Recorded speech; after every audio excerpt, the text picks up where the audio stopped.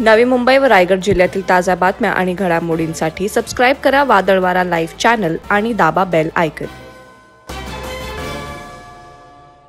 उरण तालुक्यातील विंधणे ग्रामपंचायत हद्दीतील सामवेदा लॉजिस्टिक या मालाची हाताळणी करणाऱ्या गोदामाला सोमवारी दिनांक 8 जानेवारी रोजी दुपारी 2:30 वाजण्याच्या सुमारास भीषण आग लागल्याची घटना घडली। या आगीची तीव्रता इतकी मोठी होती की संपूर्ण गोदाम जळून खाक झालं। सिडकोच्या अग्निशमन दलाच्या जवानांनी आगीवर नियंत्रण आणण्यासाठी शर्थीचे प्रयत्न केले, मात्र आगीचं कारण अद्याप स्पष्ट झालेलं नाही। उरण तालुक्यात मालाची हाताळणी करणाऱ्या अनधिकृत गोदामांचा गोरखधंदा मोठ्या प्रमाणात सुरू आहे। तसंच वारंवार या बेकायदेशीर गोदामांना आग लागल्याच्या घटना घडत आहेत।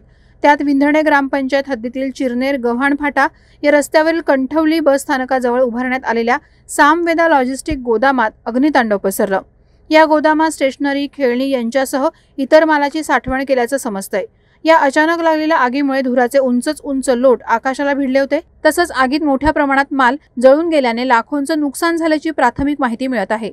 ही आग शॉर्ट सर्किटमुळे लागल्याचा अंदाज वर्तवण्यात येत आहे, मात्र गोदामात अग्निशमन यंत्रणा नसल्याने आग अधिकच भडकल्याची माहिती समोर आली आहे। या माल हाताळणी करणाऱ्या गोदामाला परवानगी कोणी दिली याबाबत उलटसुलट चर्चा जनमानसात सुरू आहे। वादळवारा लाईव्हसाठी अनंत नारंगीकर, उरण। नवी मुंबई व रायगड जिल्ह्यातील ताज्या बातम्या आणि घडामोडींसाठी सबस्क्राईब करा वादळवारा लाईव्ह चॅनल आणि दाबा बेल आयकॉन।